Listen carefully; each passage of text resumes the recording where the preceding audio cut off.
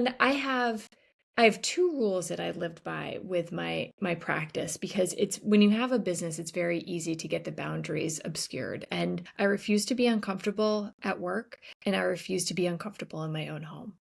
And that had, like, to have those blanket statements that I honored meant that I would have to deal with any conflict as it came up in my office, because I tend to avoid conflict.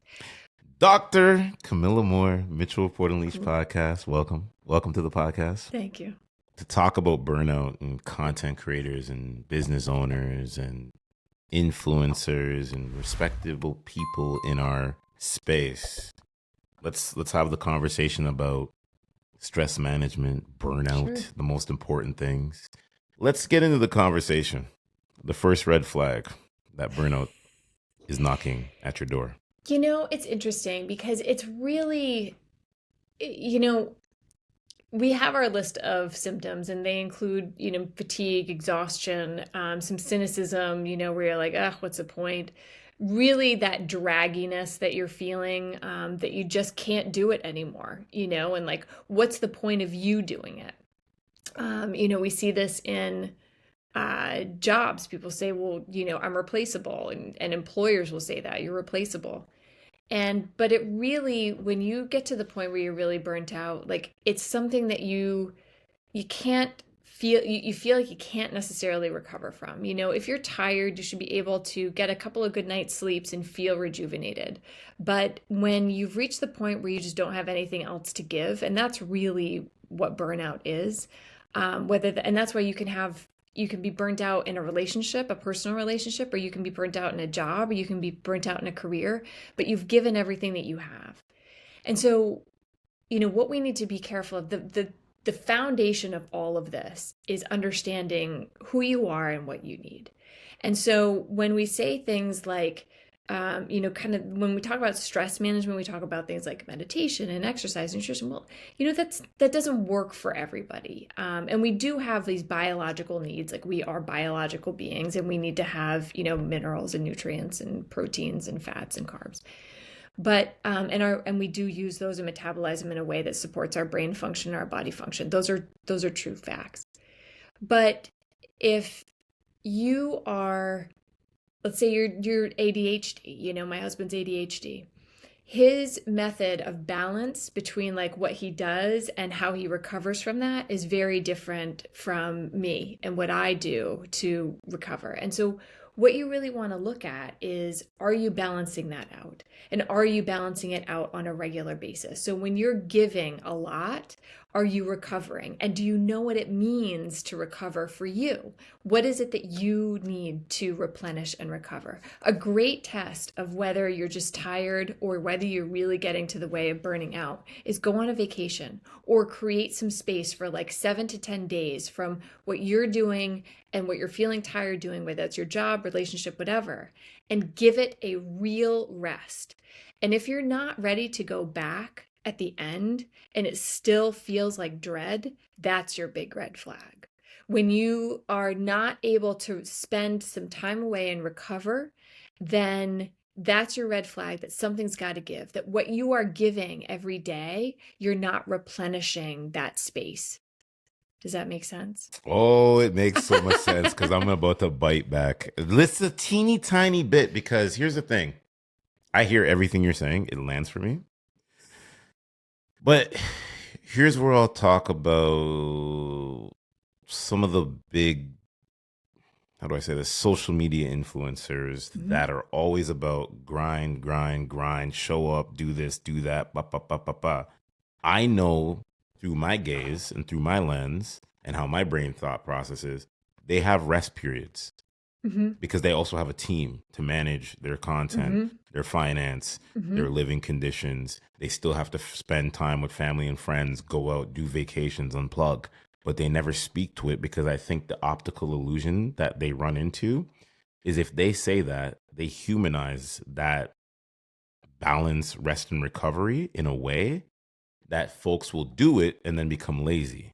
So then they'll flip the script on them and be like, you gave me misleading information.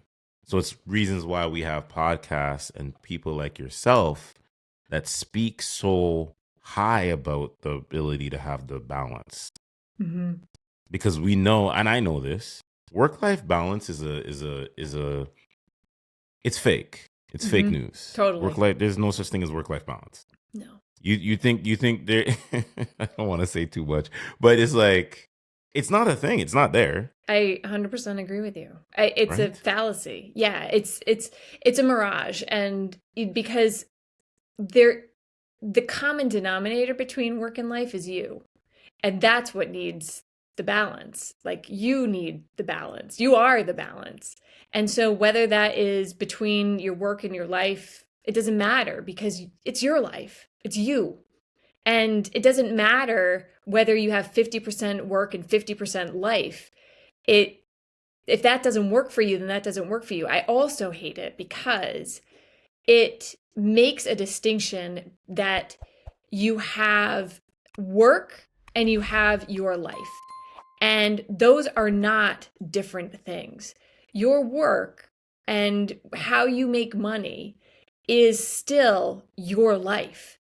It's not separate and distinct. And so, what it does is it makes this equation where you have your work as an equal level of importance as your family, as your friends, as your community. And I don't think that's the case. And so when you just if you when you just kind of boil it down to just two factors and say these are the two parts of your life that you need to balance, it's a complete it it it does not honor at all the most important things that are to you in your life. Absolutely. Absolutely. And I So think I what you're agree with you speaking on that one for yeah, I think what 100%. you're speaking to is a question that I want to present is how can we tell the difference between hard work and harmful overwork? That's Your a point of great view. question. No one's ever asked me that question, and that's a really good question. So the I think the answer to that is in the negative space. And by that I mean, hard work feels good. Like it feels good to give of yourself to work focused and have a product at the end that you're proud of. Like that is a good feeling. But overworking is when you really start to feel that fatigue that you can't recover from. And when I say it's in the negative space, it's just what we were saying is like you should be able to work hard, feel good about it, put it down, and then still have some energy to do other things. When you are giving of yourself so much that you can't, when you put it down, you don't have the energy to do other things. Let me say it this way. One of the biggest shifts that we work on is in order to change outcome, you have to change behavior. In order to change behavior, you have to change perspective. In order to change perspective, you have to change mindset. And that mindset shift comes when you have more information or a different piece of information about yourself. And so instead of looking, it's like the work-life balance thing. Instead of looking at it in a binary way of responsibilities and tasks of what you have to do every day, you look at it in terms of energy and you say, okay, this is an exercise we actually do is you can do this right now, piece of paper, line down the middle, line up top, plus minus charges and drains. And you start looking at the things in your life that give you energy and you start looking at the things that take energy. And so that allows you to start quantifying some of these things that you might not necessarily be able to quantify. So you may be taking care of a parent, an aging parent that you love a lot, but takes a lot of your energy. It's not a measure of your love, time, or commitment. It is just a measure of how much energy it's taking from the bucket that you have, the finite amount of energy that you have. And so when you start looking at it in terms of energy and you start seeing, you know what? I do best when I can just go for a walk for an hour every day outside. That's what I need. And that's what gives me my time and my space. And then I can go take care of my parent.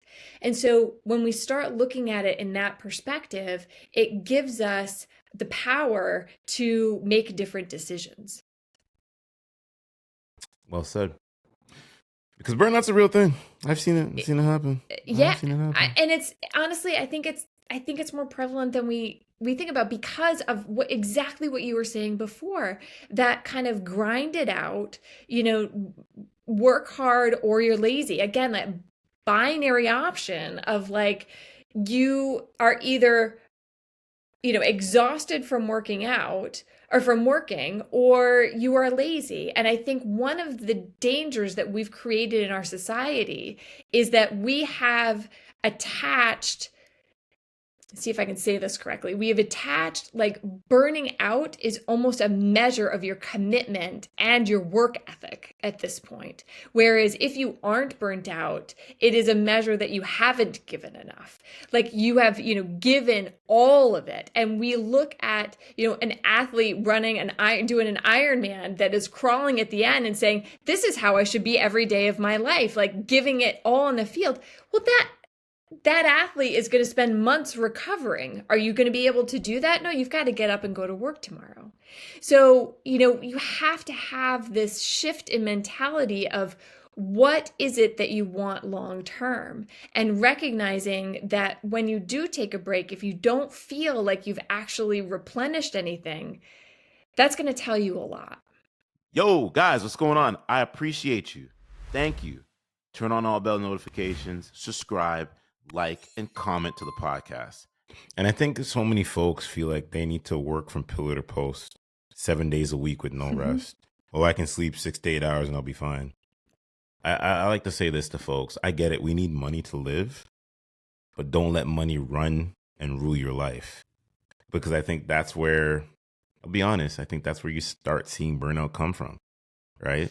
Content creators, you know, content creators, I see them. They don't know the work that goes, or should I say better yet, let me crop that out. Folks will look at people in our position, right? Doing a podcast is a full-time gig. They may simply sit here and say, oh, well, you're working this hard, but what's the payoff? The episodes that are coming, the conversations that we're building, the community that's being made, then the money comes. So many folks are nearsighted that they think is whatever you put your time and your focus to, it's instant money. Instant money doesn't come like that. The only thing Very instant rarely. that I know is oatmeal, and that's it. You see what I'm saying? Like, let's you know, back to you though. Well, you know, I appreciate what you're saying. When I had a private practice for many years, and I sold it a few years ago, and that was a good feeling to create something that somebody else wanted. But one of the things that I learned was if you focus on the money in business, you'll never have enough, and it will Thank you. always be about the money.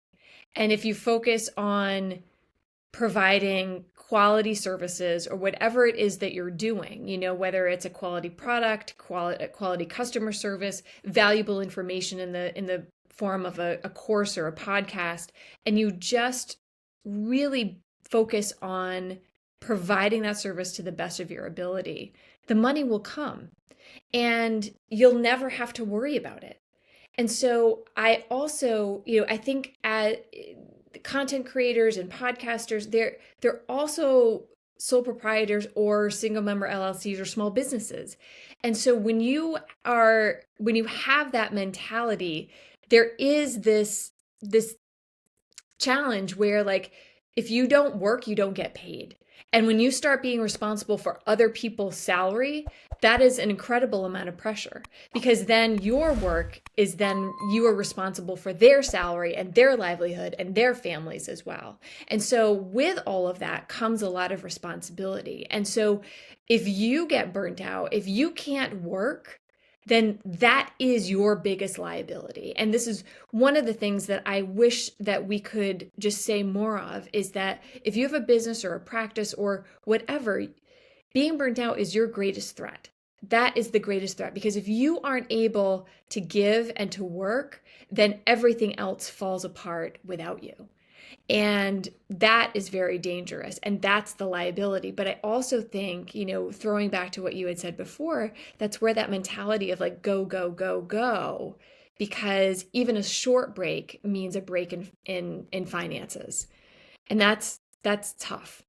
Well, and it's interesting. I love the athlete mentality because I feel like that is something that so many people can relate to. And you're right. These, we see the NBA or the WNBA, like just the pinnacle of professional athleticism, or the Olympics that we were talking about.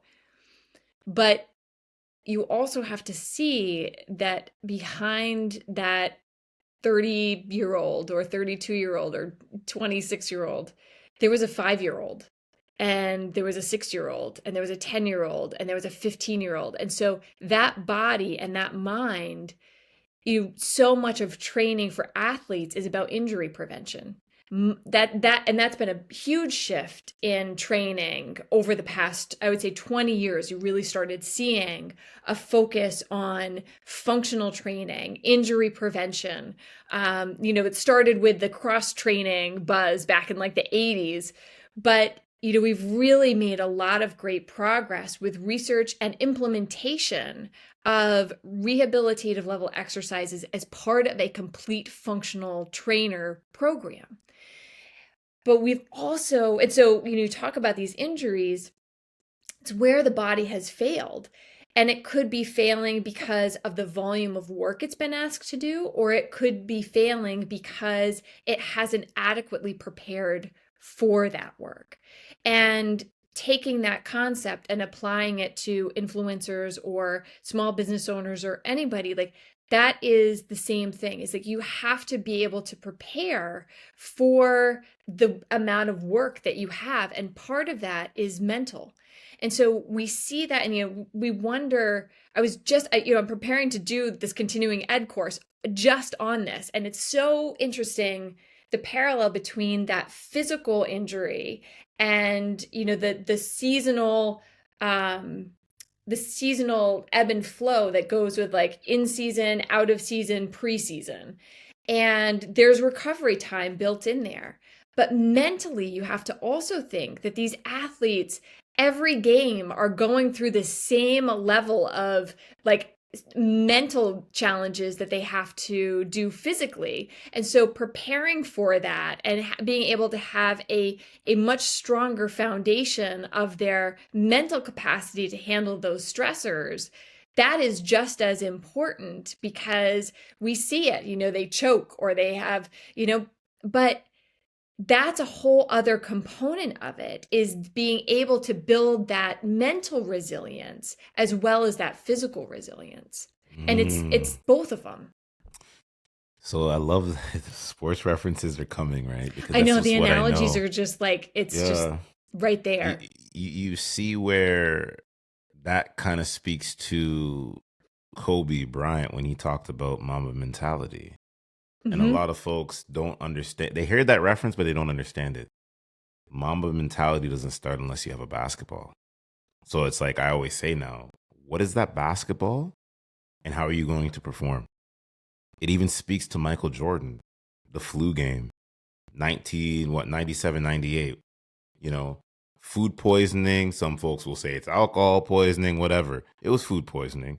And he went out there and he played one of his greatest games. And also folks will say, well, you guys are speaking about burnout and taking time off and, resting.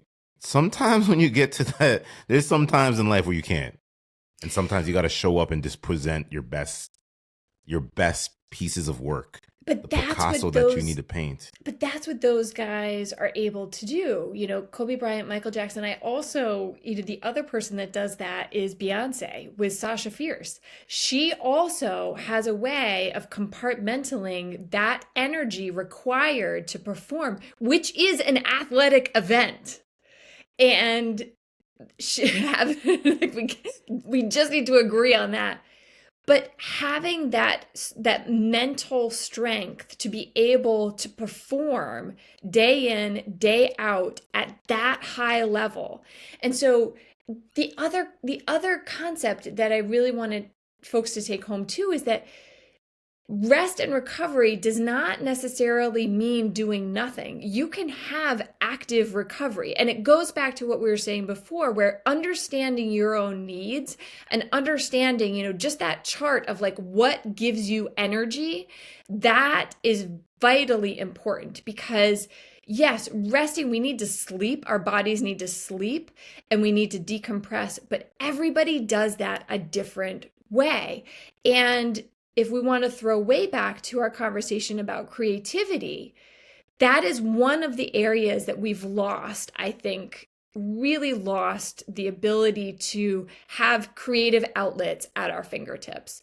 And that is one way to be actively resting, is to play music, is to paint pictures, is to make art. Those are things that will give you an active recovery process. Reading a book, getting lost in somebody else's art. That is a way to rest and recover. You're using different parts of your brain, you're using different parts of your body, and you're able to tap into that humanity that helps to rebuild you. Now you're speaking my language because it's what I do. I'll have my daytime, nighttime routine where I'll be in rest and recovery, but I'm always serving the landscape. So for me, sometimes it's not even work. It's because it's a passion. And that's the thing when I speak about folks when it comes to podcasting, you got to have a passion to do what it is you want to succeed to, right? Mm-hmm. If you're not passionate about it and you just want to show up and you just want to be about the money and getting paid, good luck. You're going to fail. You're going to fail. You're going to fail or be miserable. Absolutely. And for me, it's like the minimal times playing video games, right? The minimal times going on an audiobook, watching a YouTube, favorite YouTuber podcast. And I do all this because it shuts off certain brain cells. Yes. And so you can present to what it is it needs to be. Or I'm not saying for folks to go binge watch Netflix or Amazon Prime or Apple TV. I get it. It's a tool. It's there. But have that time of when you're going to do that. And I think the overconsumption of some stuff, if it's not a part of your business, it's like, what's the point doing it? You know what I mean? Yeah. Because I'm pretty sure, like, I'll give you an example. You look at video game streamers. That's their business. But I'm pretty sure if that camera's not on, they're not gaming just for recreational. They have to have an outlet. Mm-hmm. That could be watching sports. That could be maybe going outside, working out, doing all those things. What we're trying to say, myself and Dr. Camilla, is put certain things in front of how you want to see the seasoning for development happen. But give your time and that space for grace. Because Rome wasn't built in a year. And that's the reason why you see so many folks get sick, so many folks burn out, so many folks just quit on everything in life. Because they think, I have to keep going focused. Heck, the great folks that we spoke about have time to rest. It's life, it happens. Well, and I love the term grace. I love that you use that. It's one of it's up there because it just invokes the sense of kindness, to ourselves and to others. But it really, so much of it is about the big picture, zooming out and looking at the 30,000-foot view, like this is your life, and so what do you want to do? And when you're at the end of it, if you look back on how you are you going to wish you had done things differently? Because you have that choice today of what to do differently. And that is a very humbling exercise to, one, realize where you are on, we don't know when the end is coming. So it's a very humbling exercise to put yourself in that position of looking back retroactively on and evaluating what you've done so far. But this is where things like major loss can really change you. If you lose someone that's close to you, that can really change you because you feel that mortality, and it starts making it shifts that perspective, right? It goes like the outcome, ultimately you need to have a shift in perspective. Those major life changes do that for us, potentially, if we allow them, again, staying open to it. But having that perspective of what is it that you want to leave on this earth? What is it that you want to leave for your family, for your friends, for your children, for, the generations to come? And what is it that you want to be known for? And that's at the root of it. I mean, the passion part comes when we tap into that piece of us that wants to give and give completely and give fully. That's where the passion comes from. And that is a very authentic space. But without that, yeah, if we make it about the things that we have valued as a society, money and things and fame or whatever it is, it's going to be lacking because those things are not real. And you can either trust that that's true, or you can find that out for yourself. No, for sure. I love that you say that. I'm going to put you on the spot here in Great. under 60 seconds. Okay. 5 ways we can balance stress management. Oh, 5 ways. Well, the easy ones are the ones that are actually effective. So, the nutrition, exercise, sleep, being with friends and family, and then some sort of mindfulness or spirituality, something that connects you to something bigger and greater than yourself. So those are kind of the science things that we do. But really, really what I would say is you've got to have that thing that makes you feel like you. And we say that it makes you feel alive, but like just feels so good to be able to give and give and give. And understanding that your friends and your family are vital parts of your burnout recovery, burnout prevention, and stress management. But together with those things, that if you do nothing else, do that. And we know that the number one indicator of longevity is relationships. That is the number one thing. Over eating your fruits and vegetables, over, getting your sleep and your exercise. So find the people that you love and spend time with them. Love that. Why do you think, because I feel like it's a trigger word now, imposter syndrome, right? Because I read one of your posts. I do my deep dive. I do my research. Uh-oh. So imposter syndrome, and it's fueling your stress. So speak to that. Let's really do a deep dive on that. Sure. So at the root of each fear, or each stress, is usually a fear. We have to understand that let's take a step back for a second and just a little bit of history here. So the only reason that we were able to survive as a species, 10,000 years ago, 20,000 years ago, is through cooperation. That's the only way that we were able to survive, is through that community. And that's why it's so important now. But, we all want to, and our contribution to those communities at that time was vital because we needed to, our role helped everybody else survive, whether that was raising the children or hunting or gathering or, looking out for predators or killing predators. Everybody had a role to play, and each role was vital to the success and survival of the community as a whole. So when we come back to this and we start looking at things like imposter syndrome, where that is a stress response basically to not feeling like we are adequate, what we can do is really whittle that down and start looking at where that comes from and what we call the root fear of that stress. And really what we see with imposter syndrome, it's that root fear of rejection. That we are going to be either discovered or found out that we are not as good as everybody thinks that we are, and that we don't belong in this group. And when we look at what that meant from a survival perspective way back, that meant that we would essentially die. We would be left alone. We would be rejected from the group, and we would have to do all of these things on our own. We would have to survive, look out for predators, find food, find water. If we were injured, we'd have to heal ourselves. ourselves. And so that was a death sentence.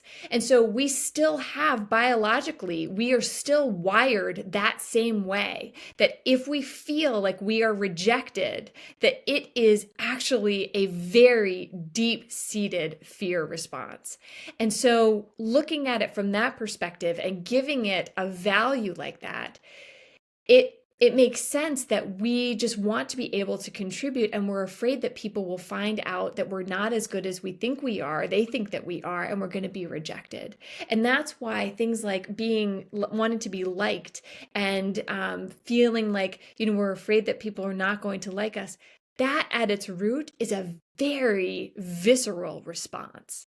And so giving, to steal your term, to give yourself that grace and understand that this is coming from not a superficial place, but a very deep place, allows you to give yourself some compassion and empathy that it's okay to feel this way. And it is still okay that you're good at your job. Like those two things you can hold space for both of those things. I love that.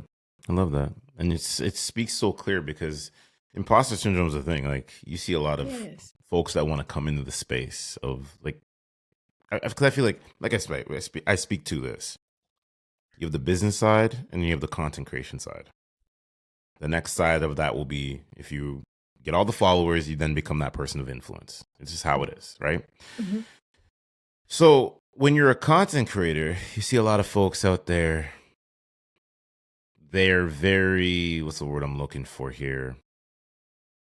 They're very shy to get into certain realms of Coliseum because the fear of, I may not be able to super exceed what Dr. Camilla is doing or what Rory is doing. And it's because I think a lot of folks are nearsighted. They don't want to play the long game. You hear Gary Vee talk about it all the time. Just post the content. Mm-hmm. Make those videos. You could say and ums or does or this. Don't dress it up. Sometimes humans want to see now those moments because then they're like, you're not robotic. You're not R2D2. You're not, another robot like an android out there. You're human. We figuring it out. So it's like, I speak to the folks. I say, when you listen to this podcast, there's something that's there for everyone. Get your pen, get your paper, get your iPhone. Write that down. Rewind the YouTube. Subscribe, like, share, all that good stuff. Listen to the Spotify or the Apple presentation. Rewind it and say, hey, listen, there was a point that could maybe spark that idea. Because ideas come from so many different ways. But I think we're so hard on ourselves that we're like, yeah, I don't want to do that. It's too scary. Well, and it's the strive for perfectionism, and that great is the enemy of the good. And, I think it took a lot for me to get on social media for, this business. I didn't even have an account really before, last year. I just was not. And for all of those reasons. But I also knew that for me to get to where I needed to be, it was one of the fears that I would have to conquer. And I think it does help to say there are going to be people that are not great, because there are people that are not great everywhere. But you have to show up for your people. If you have something that you think that people need to hear and that there's an audience for, you got to show up for them. And if you can make it, it's about the money thing, right? It's a similar thing. Like if you can shift that perspective and make it about your service and make it about what you are doing for other people and with other people, rather than what you are going to get out of it, it's much easier to do. And because then you're really speaking to just your audience and they will come back, that energy will come back for sure.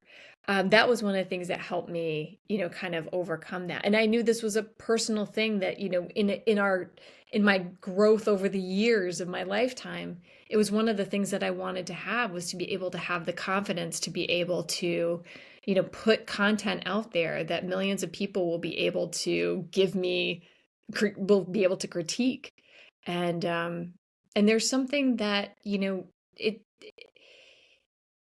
if you can do it, if you can just start, I don't know this guy that you referred to, but it's right. Just do it. Just right. It doesn't have to be perfect. No one's expecting you to be perfect. And if they do, you can block them. You don't have to interact with them.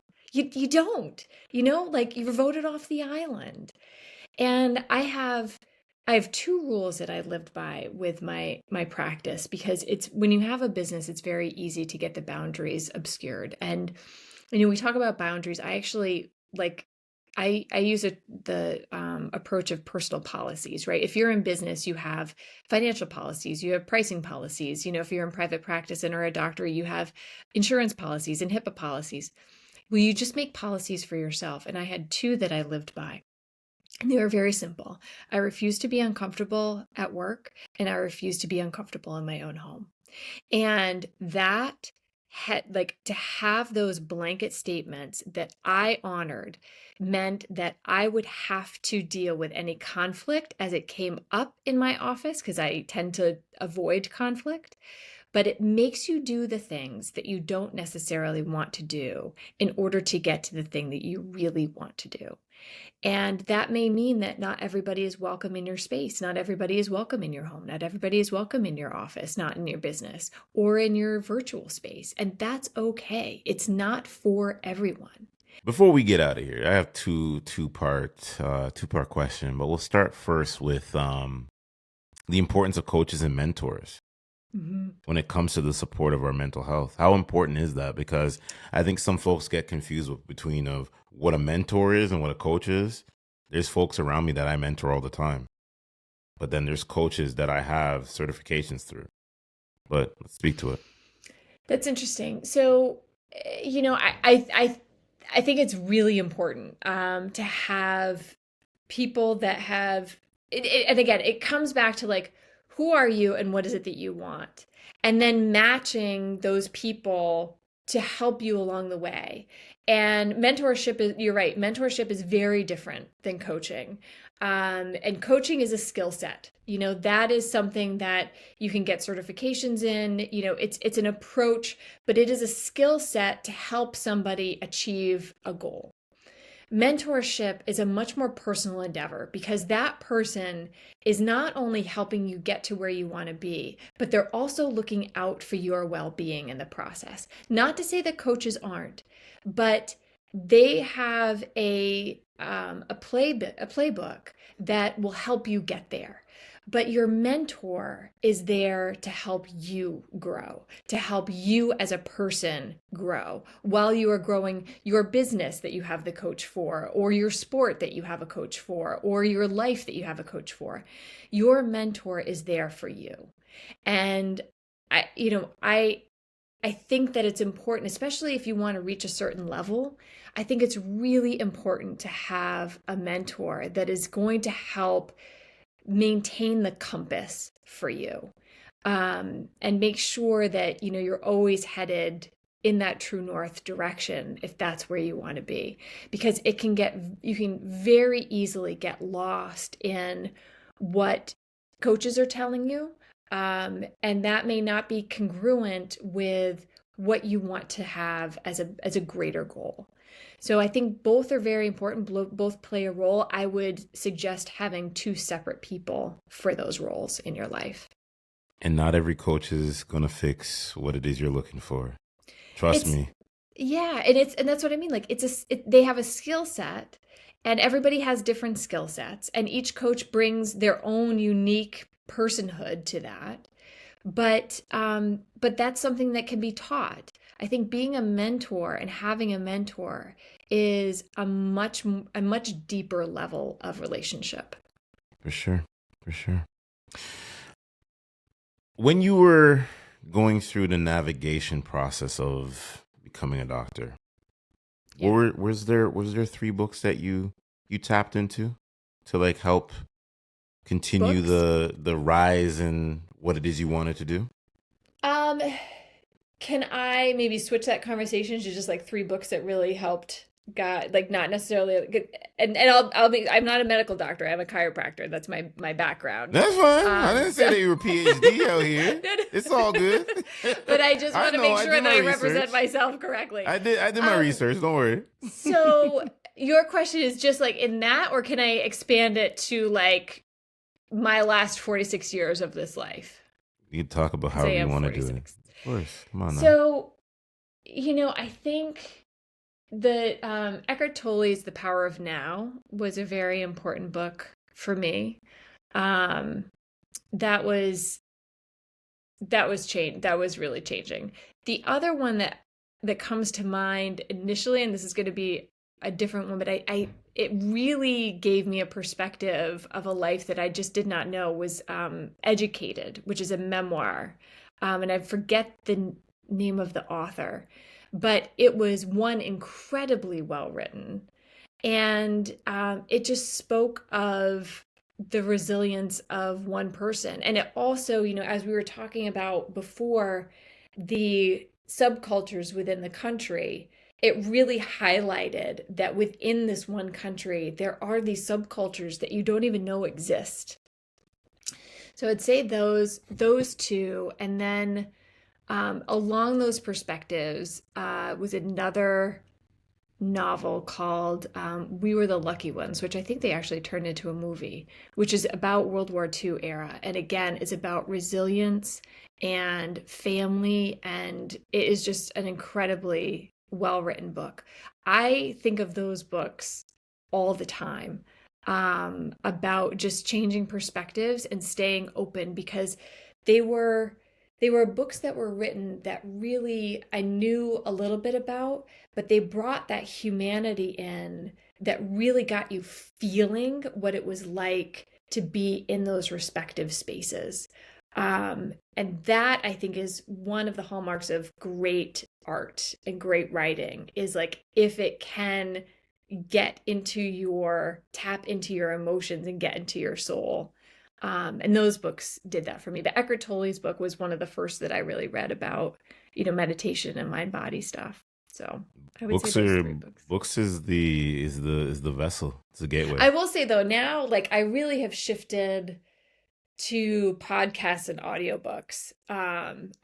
That's what I listen to those every day. I listen to something for usually, close to an hour every day. And so I've shifted a lot of my reading from books to podcasts. And I have some incredible podcasts that I listen to that I love, that I get. Let's go. Give us, we're closing out the show. Great. Give me what your favorite podcasts are. My favorite podcast, The Hidden Brain by Shankar Vedantam, is Not familiar. Oh my goodness. He's just one, I could listen to him read the phone book, like just a great voice. But he interviews very interesting people, all like psychology, sociology, anthropologists, that talk about the brain and how like our brains work and how we see that in our behaviors. And so, but he just has great questions, and it is just a fascinating podcast. I also just have a soft spot for true crime, and right now I'm listening to one about an ex-KGB officer called the Agent. My 4.5-year-old is also like totally into it, even though he doesn't know anything about it. He just wants to keep listening to it. But The Hidden Brain is one of my favorites. Criminals, another one of my favorites, with Phoebe Judge, that does all sorts of unconventional crime stories, and just does a great historical context. So I've learned a lot from her podcast. But The Hidden Brain, I actually get a lot of ideas about content for. Here's the content creator brain in me, because I feel like every woman that I know in my community loves true crime. I might have to ask the question, maybe in its own podcast, like what's the reason? What do y'all love about it? You want to know something? I actually heard, I saw, I think it was a TikTok or an Instagram reel or something about that very question. And I've contemplated this answer, but this was the answer that this woman gave.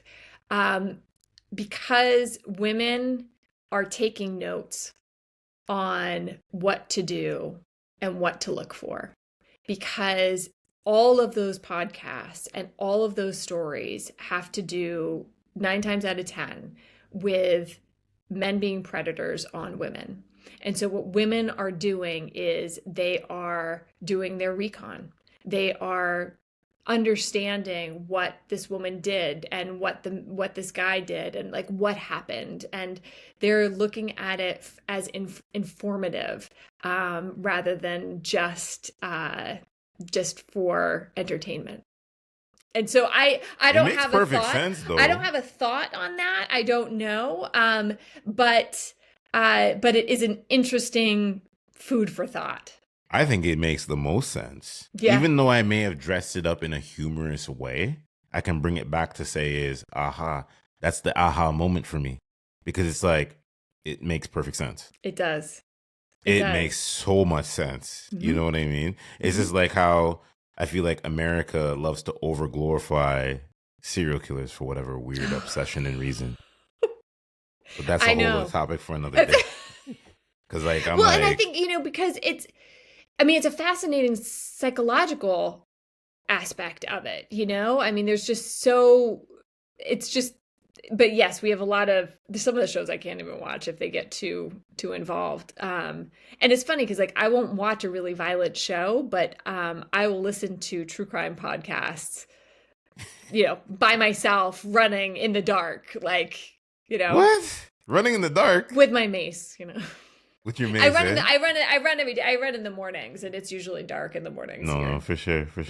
Yeah. Oh, I love that. Dr. Camilla Moore. Yes. Plug out your information for the Mitchell Report Unleashed audience and your community as well. So you can find me usually on Instagram. Dr. Camilla Moore is my handle. I have a website, The Wellness Cabinet, that has just some of my offerings there, the coaching and my programs. I'm really starting to do more in our local community. A lot of the online stuff is great, but it's high ticket stuff. So I'm trying to really find a way to make a lot of these tools more accessible and manageable for everyday folk that can't pay, $1,000 for a course. So that's my focus. Actually, I've shifted my focus. I have those programs. I'm still running those programs and the coaching, but that's my new 2025 shift. I'll say this much. I think when you're getting on podcasts like this, that's where you get your voice and your name in front of other folks. Thanks, Rory. That's one. The second part, because this is free game I'm giving to everyone here, and also going back and doubling into your community, because I did the exact same thing come 2023. 2022, 2023, I went back into the community to build the infrastructure in a different way to now rise back above. That's the exactly. reason why is yes. The reason why is your community, where you come from, where you're born, where you're raised, or where you're living at. Look at you now to be the staple, the household name in that respective department of what it is ever you're doing. Mm-hmm. I look at with podcasting, right? How did you do that in 20? Like, what did you do to bring it back into the community? So what I did for the community, I interviewed, and I hate saying interview because it's like more of like a podcast. But I think when people see two people talking on a mic, they think it's an interview. Oh, I saw your interview. It's a podcast. Podcasting and interview is two separate things, right? But because when I think of interview, I think of job. You know what I mean? Yes. When I think of this, fair enough. It's my job, fair but enough. It's different. Yes. When I went to my podcast, I looked at different business owners in the surrounding area, right? Because there's a lot of different places around the GTA, the Greater Toronto Network, right? Area, whatever you want to call it. But then when I look at it even more, I said these folks all have a certain offering for me, my audience, their audience. Mm-hmm. And then I did some charity work within the city surrounding. And what that did is it's building back that one social proof, being a trust in your community to where it can rise above. 8.5 years, ladies and gentlemen. I don't just think Ontario. I don't just think Canada. I think worldwide. I think guests that have come on in the first 50 to 150 episodes in Japan, to doing podcasts in Australia, to doing podcasts all over, right? Bali, for all places. All because a mic, internet connection, and a camera, And there's a whole bunch of other processes. So what I'm speaking to is that you got to keep riding the tide no matter what's happening, no matter how long the journey is going to be. I understand we may not be promised tomorrow, but you're promised right now. As long as you have breath in your lungs right now, that's how you create that action. Not tomorrow, because it's not promised. Not next week, because it's not promised. Right now, in this moment, in this day. Right? Well, and I also, when you go into your communities, it's almost like, going back to your family, like you can't hide from them, like they are your people and you are their people. And I think there's an honesty that you can get from your local community that you might not be able to get other places, So when you are building and when you are really looking to say, okay, what do people really need? It's a great place to make sure that you're meeting the needs out there because you're able to have those conversations one-on-one and see what folks really are looking for. And then you fill it. Absolutely. And then you build. Absolutely. Well said. Well said. Yeah. Well, I appreciate you. Well, thank you. I appreciate you. This was a great talk. We've been talking for a while. Great conversation. Come on now. Half of it, I'll say this real quick. Half of it, y'all, you got to watch, the 2 parts. It's going to be tagged in everything in the show notes. All right? I appreciate you. A sequel. Maybe. Yeah. Thank you so much, Rory. This was great.